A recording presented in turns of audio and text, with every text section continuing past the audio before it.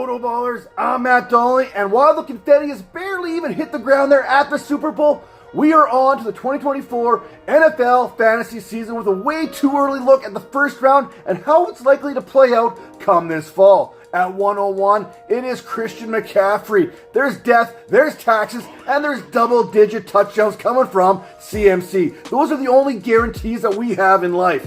McCaffrey's 391 fantasy points were 120 more than the next closest back in PPR formats. His 24.5 fantasy points per game were 3 more fantasy points per game than that of Kyren Williams, who finished second in that category.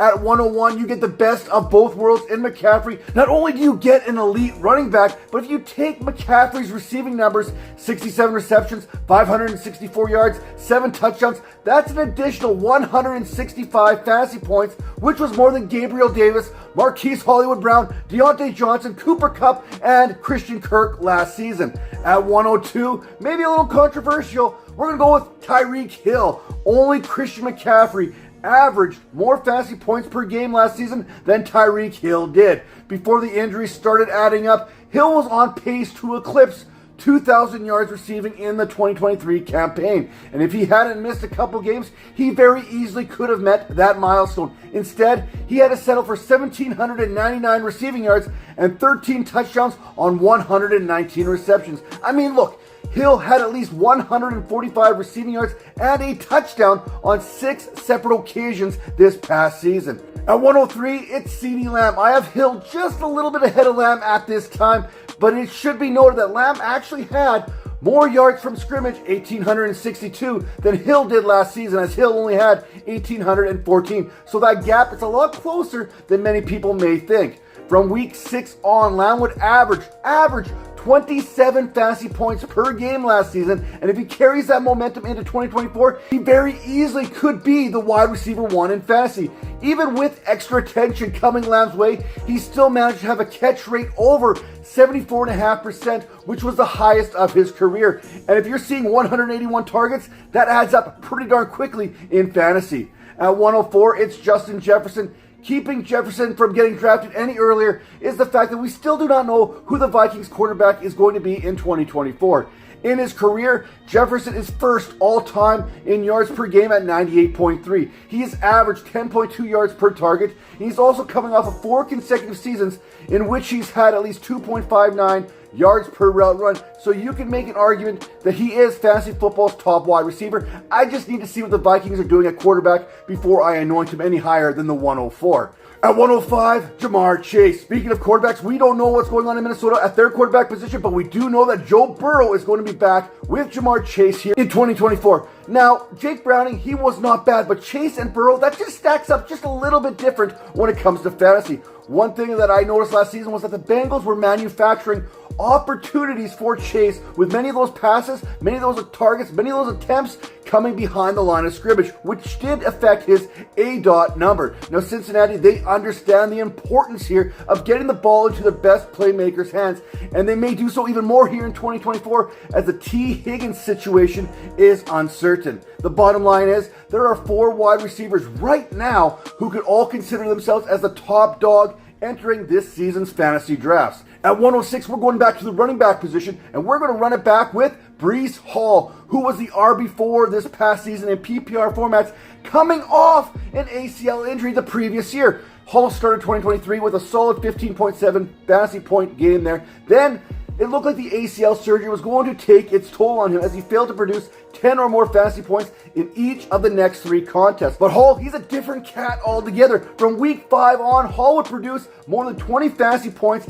in 6 of those final 12 contests and saw double-digit fantasy production in all but one of those games, finishing as the RB2 over that 13-week sample, which bodes well for his 2024 fantasy outlook. We talk about Christian McCaffrey being that guy, doubling as a wide receiver and as a running back. Well, Hall, he caught 76 of 95 targets last season for 591 targets himself. At 107, we're going to stick with the running back position here in Bijan Robinson. If you were willing to draft Bijan Robinson in the back half of the first round or at the turn last season, then the news of Arthur Smith's departure has to be getting you excited. We're talking about pushing him back up those draft boards right now. Raheem Morris, he's taking over the decision-making process there in Atlanta, and he has already talked about the special talent that is Robinson. Now, I expect Morris to find a way to get Robinson his 15-plus touches per game, because in 2023, when Robinson had at least 15 touches per game, he would go on to average 17.8 fantasy points in those PPR formats, and that is huge, people, huge.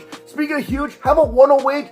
Amon-Ra St. Brown, Amon-Ra. Hey, over the last 2 seasons, St. Brown has averaged 18.7 fantasy points per game while seeing 9.5 targets per. With that type of productions, it is easy to see why I have Brown locked into a first round here.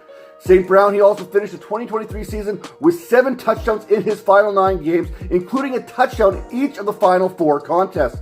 We know targets, they're going to be there for St. Brown, but it's also important to note that in each of the last 3 seasons, both his yards per catch and his touchdown rate have increased.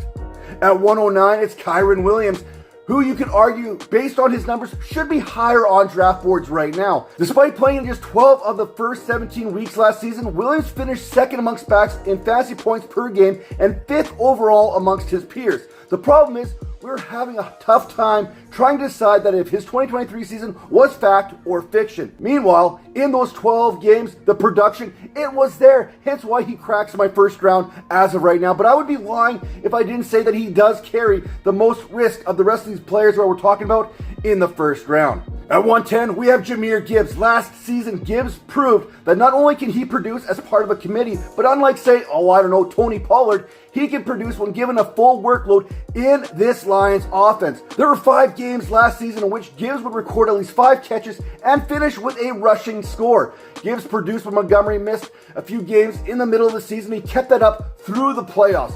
From weeks 7 through 17, Gibbs was RB3 in PPR scoring, averaging 19.4 fantasy points per contest, and finished with 20 or more fantasy points in 6 of those final 11 games of the fantasy calendar.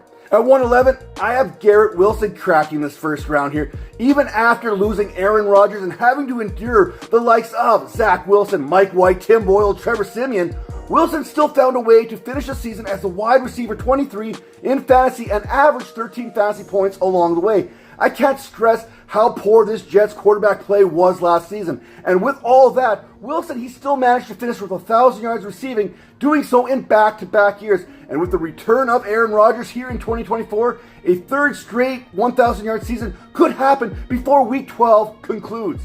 And at 112, Puka Nacua, like Kyren Williams, he carries some risk when selecting the second-year wideout, and the fear of regression could creep into some drafters' minds. After all, Nakua's rookie campaign saw him haul in 105 passes and produce 1,486 yards, both of which were rookie records. The biggest thing for Nacua and his outlook moving forward is that he produced with Cooper Kupp and when Kupp missed time. We know Nacua can handle the load when defenses scheme to take him away.